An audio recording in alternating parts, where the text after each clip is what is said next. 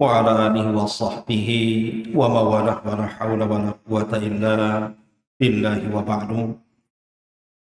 اللهم اجعل هذا استماعنا استماعا مرحوما واجعل تفرقنا من بعده تفرقا معصوما ولا تجعل فينا ولا من بيننا شقيا ولا محروما. أما بعد. Ma'asyiral muslimin yang dimuliakan Allah Subhanahu wa taala. Pembahasan di malam hari ini kita akan membahas seputar zakat fitrah.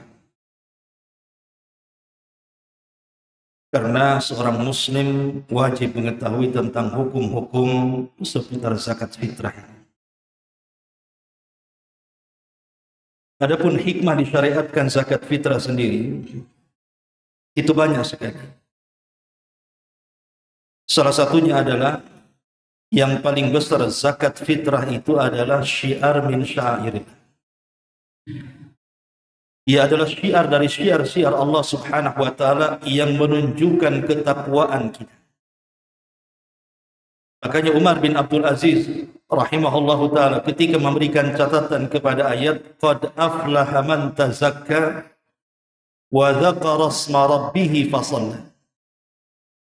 Qad aflaha man tazakka, sungguh beruntung orang-orang yang bersihkan jiwanya. Beliau mentafsirkan maksudnya orang-orang yang menyalurkan zakat fitrah. Dari sini kita tahu bahwa zakat fitrah itu syiar. Yang namanya syiar tidak boleh disembunyikan. Asal sedekah itu memang disembunyikan. Dan itu hukum asalnya. Makanya di antara hadis yang menunjukkan 7 orang yang akan mendapatkan naungan di hari yang tidak ada naungan kecuali naungan Allah adalah orang yang berinfak tangan kanannya, tangan kirinya tak tahu. Itu asal sedekah. Tapi zakat fitrah ini berbeda.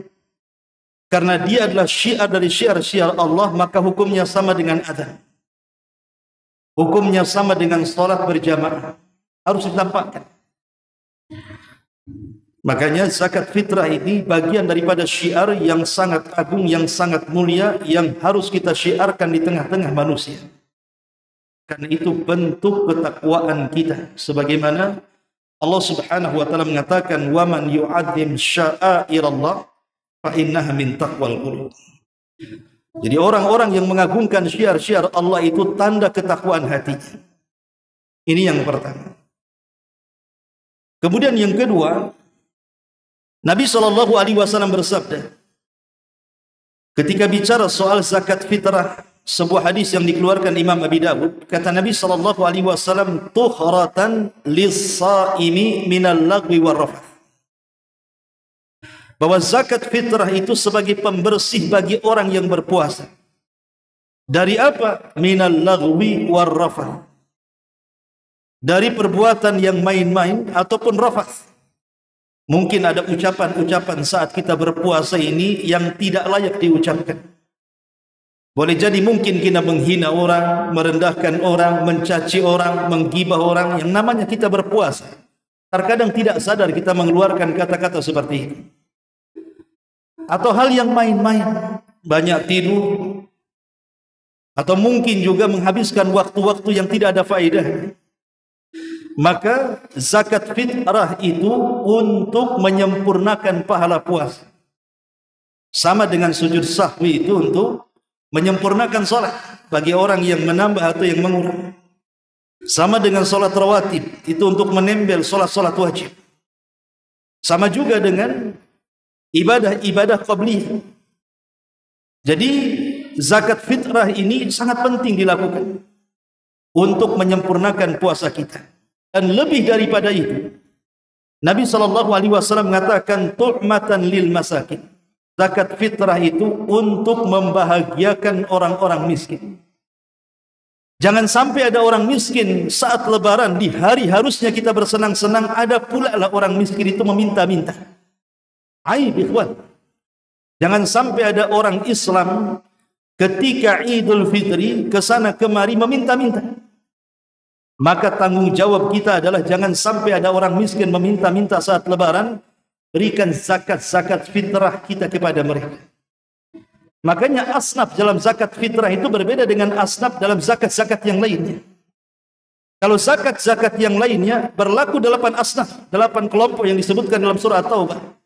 Tapi kalau zakat fitrah itu asnafnya cuma 2 saja. Pertama lil fuqara dan yang kedua lil masakin.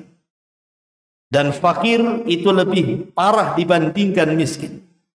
Karena kalau melihat definisi fakir miskin, fakir ini sama sekali dia tidak punya pekerjaan. Tapi kalau miskin itu punya pekerjaan tetapi tidak mencukupi kehidupannya. Itulah bedanya fakir miskin. Hanya 2 kelompok inilah yang zakat fitrah itu boleh disalurkan. Karena tujuan Nabi SAW zakat fitrah adalah tu'matan lil masakin, untuk memberi makan orang-orang miskin biar mereka bahagia. Dan ini bukan hanya sekedar ibadah biasa. Ibadah yang sangat dicintai Nabi SAW, sururun tudkhiluhu ala muslim. Kebahagiaan yang kita berikan kepada seorang muslim itu adalah amalan yang dicintai Allah, salah satunya dengan berbagi zakat fitrah. Jadi rahasia zakat fitrah ini luar biasa. Ma'asyiral muslimin yang dimuliakan Allah Subhanahu wa taala, sedikit bicara hukum-hukumnya secara ringkas. Zakat fitrah ini adalah kewajiban yang diwajibkan di dalam Islam. Dalam sebuah hadis yang disepakati Bukhari Muslim dari hadis Ibnu Umar radhiyallahu anhuma, farada Rasulullah sallallahu alaihi wasallam zakatal fitri min Ramadan sa'an min tamrin aw sa'an min sya'irin 'alal abdi wal hurri wal dzakari wal untha was saghiri wal kabir minal muslimin. Kata Abdullah ibn Umar radhiyallahu anhuma, Nabi sallallahu alaihi wasallam mewajibkan zakat fitrah ini di bulan Ramadan 1 sa'. Sekarang ukuran sa' itu tidak dipakai. Tetapi definisi sa' itu artinya 1 mud. 1 mud ini 2 telapak tangan ketika antum berdoa. Seperti ini. Ini namanya mud, ya. 1 mud itu adalah 2 telapak tangan orang dewasa, ini 1 mud. Jadi kalau ambil beras 1, 2, 3, 4 lah, itu disebut 1 sa' namanya. 1 sa' itu 4 telapak tangan orang dewasa. Tapi ini tidak dipakai. Tapi kalau kita lihat Kementerian Agama Republik Indonesia, mereka menetapkan bahwa ukuran zakat fitrah itu 2,5 kilo. Tetapi untuk selamatnya buatlah antum 3 kilo. Kalaupun seandainya lebih, itu adalah sedekah. Jangan sampai kurang. Itulah ukuran sa' yang disepakati di negara kita, 2,5 kilo sampai 3 kilo. Kalau lebih ya masalah, itu bagian daripada sedekah. Syukur-syukur di atas beras antum kasih pakaian pula. Itu mantap lagi. Berarti pakaiannya bukan zakat, itu sedekah antum. Adapun tentang zakat fitrah dengan uang nanti ada pembahasannya sendiri. Kita bahas dulu hadisnya di sini. Min tamrin, dari kurma. Au sa'an min sya'irin, atau 1 sa' dari gandum. Dalam riwayat dari kismis. Kismis itu apa itu? Anggur yang dikeringkan, ya. Kemudian di sini Nabi SAW mengatakan, dalam hadis ini hanya ada 2 saja, korma dan gandum. Dalam riwayat, sa'an min ta'am, 1 sa' dari makanan. Maksudnya makanan di sini qutul balad, makanan yang merupakan bahan pokok yang biasa dimakan di sebuah negeri. Makanya kalau kita lihat hadis ini memang tidak ada kalimat beras. Bahkan semua hadis yang menjelaskan tentang zakat fitrah itu tidak ada kalimat beras, nada.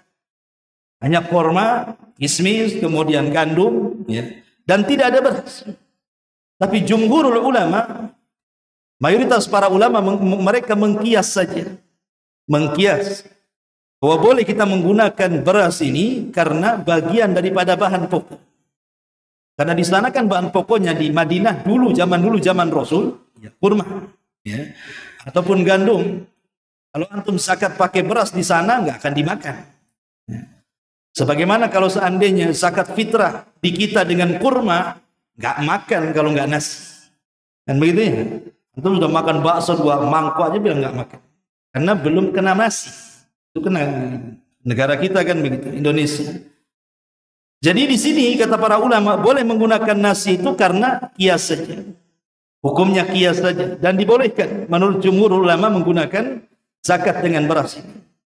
Kemudian Nabi SAW mengatakan alal abdi, baik kepada seorang hamba sahaya, wal hurri kepada orang merdeka, wal zakari kepada laki-laki, wal untha kepada perempuan, wal saghiri kepada anak-anak, wal kabiri dan orang dewasa, minal muslimin dari orang Islam.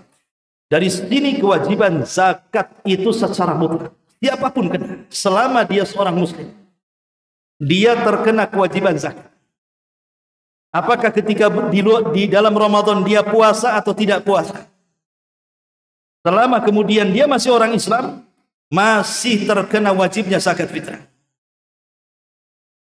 Tetapi kata para ulama, wajibnya zakat fitrah itu, kewajiban zakat fitrah itu dimulai dari terbenam matahari di akhir Ramadan. Atau dengan kata lain, terbenam matahari di malam Idul Fitri.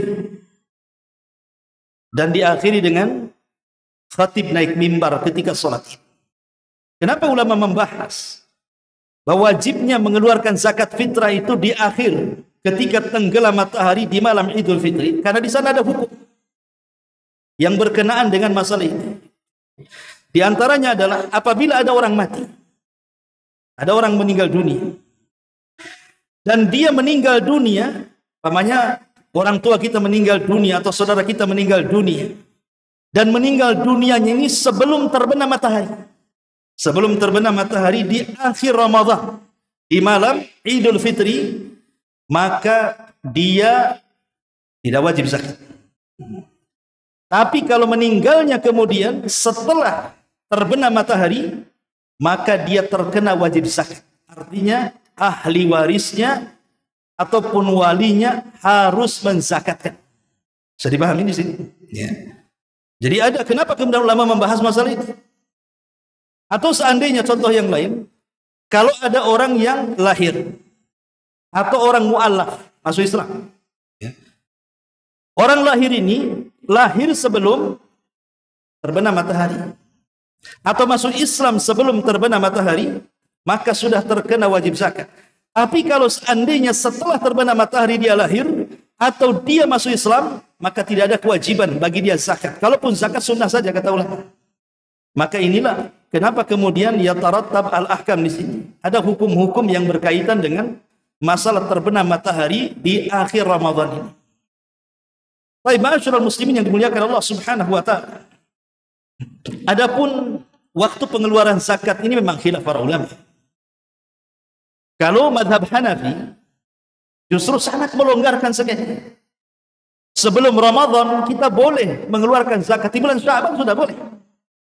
Asal jangan setelah salat Id saja. Ini menurut Hanafi dilonggarkan. Kalau dalam mazhab Syafi'i justru boleh mengeluarkan zakat fitrah itu dari awal Ramadan sudah boleh mengeluarkan zakat fitrah. Di negeri kita itu kan Syafi'i rata-rata.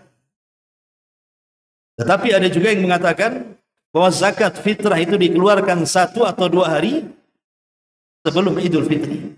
Tetapi waktu yang sangat afdal, ingat, waktu yang sangat afdal. Berdasarkan riwayat atau berdasarkan hadis-hadis Nabi SAW, maka waktu yang sangat afdal mengeluarkan zakat fitrah itu di pagi hari Yaumul Id. Setelah subuh, antum keluar, sebelum khatib naik mimbar, itu seafdal-afdalnya mengeluarkan zakat fitrah. Tetapi kan susah dilakukan kan. Bagaimana kita melakukannya seperti ini? Orang miskin aja ke lapangan.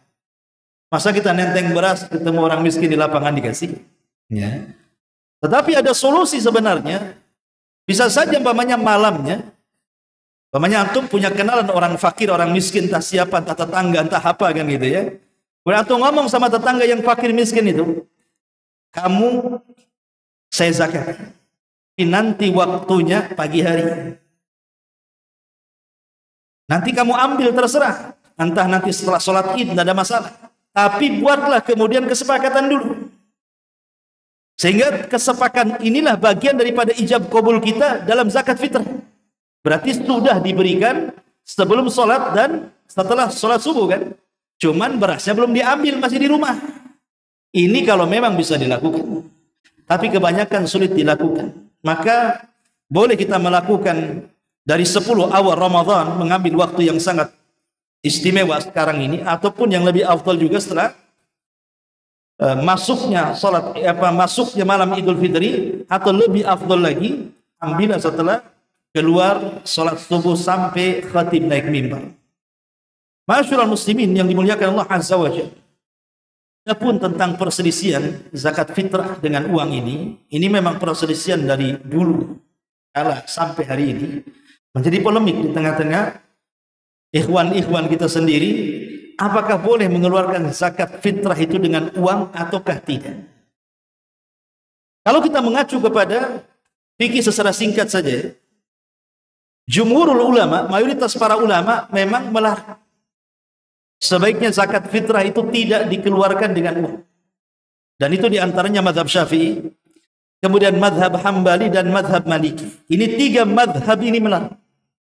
Tidak boleh mengeluarkan zakat fitrah kecuali dengan beras di negeri kita ini. Alasannya kenapa? Tadi karena zakat fitrah ini bagian daripada syiar. Kalau pakai uang ini tak nampak syiarnya. Kemudian yang kedua, di zaman Nabi SAW sudah ada dinar, sudah ada dirham. Tapi tidak ada pun Nabi SAW mengarahkan untuk zakat fitrah dengan dinar dan dirham. Padahal 2 mata uang sudah ada di zaman Nabi. Kan sudah ada di zaman Nabi. Dan para sahabat juga butuh dengan uang kan. Sebagaimana alasan orang sekarang pamannya, beras sudah banyak kita butuh dengan uang. Nah, sahabat juga butuh dengan uang. Bahkan mereka lebih fakir dibandingkan kita. Tetapi Nabi SAW tidak menganjurkan dengan uang. Makanya ketika saya Saleh Fauzan hafizahullah tadi ditanya tentang hukum mengeluarkan zakat fitrah dengan uang, maka sebaiknya gunakan dengan selain uang.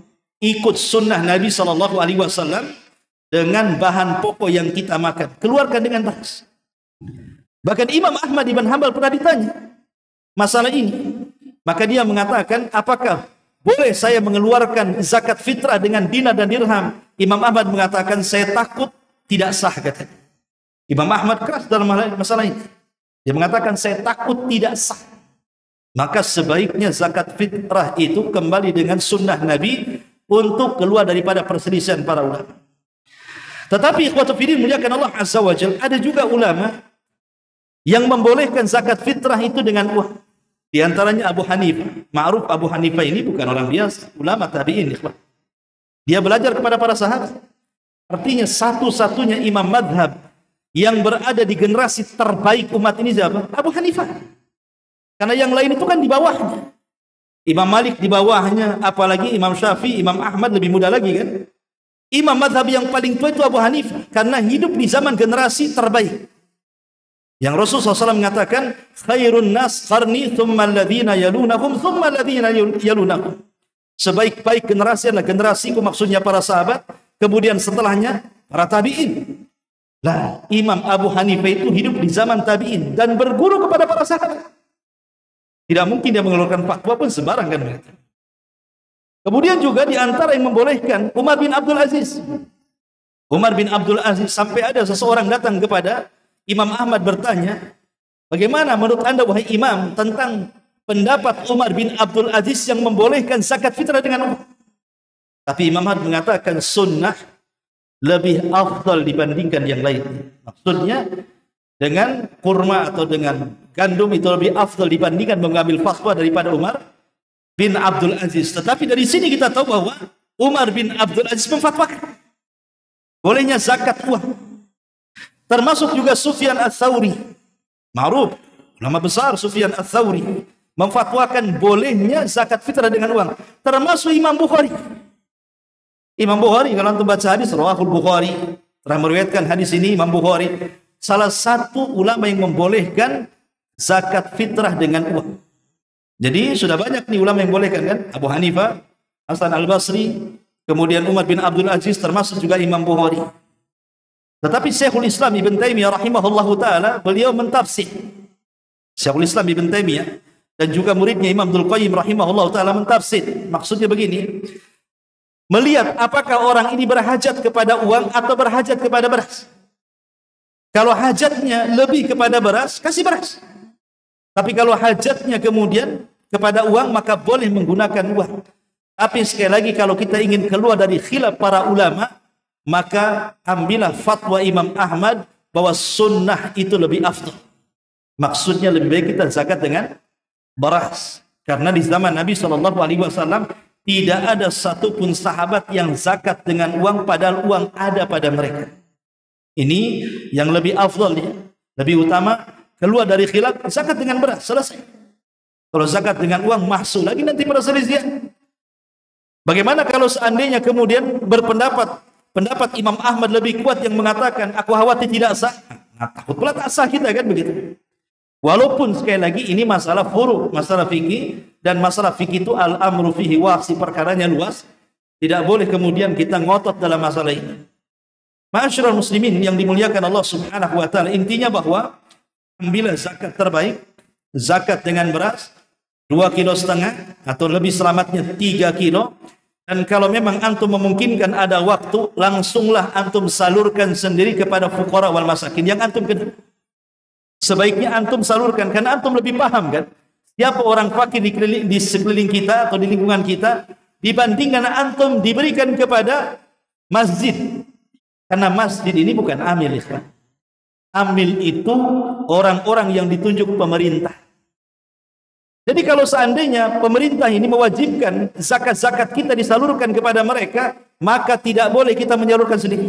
Kalau pemerintah mewajibkan. Tapi kan di Indonesia kan tidak, pemerintah tidak mewajibkan. Zakat fitrah itu dikelola pemerintah. Bahkan pemerintah menganjurkan, membolehkan masing-masing tempat masjid-masjid itu mengelola zakatnya masing-masing. Tapi pengelola yang ada di masjid-masjid itu bukan amil, ya. Mereka orang-orang baik yang ingin membantu kita menyalurkan zakat saja. Jadi kalau umpamanya di masjid ini nih, banyak panitia mengepul zakat, mereka bukan amil, mereka hanya orang baik saja, ingin membantu saudaranya mengalurkan zakat. Sebab amil itu orang-orang yang ditunjuk pemerintah, ya, yang memang pemerintah kita menunjuk. Tapi sekali lagi pemerintah kita tidak mewajibkan, sehingga bahkan menganjurkan masing-masing yayasan, terkadang masjid-masjid yang ditunjuk oleh pemerintah, mereka mengepul zakat masyarakat masing-masing. Ma'asyiral muslimin yang dimuliakan Allah Azza wa Jalla, intinya jangan sampai tidak zakat gitu saja. Wallahu a'lam bishawab. Subhanaka wa bihamdika asyhadu an la ilaha illa anta astaghfiruka wa atubu ilaik. Allahu ta'ala alam. Assalamualaikum warahmatullahi wabarakatuh.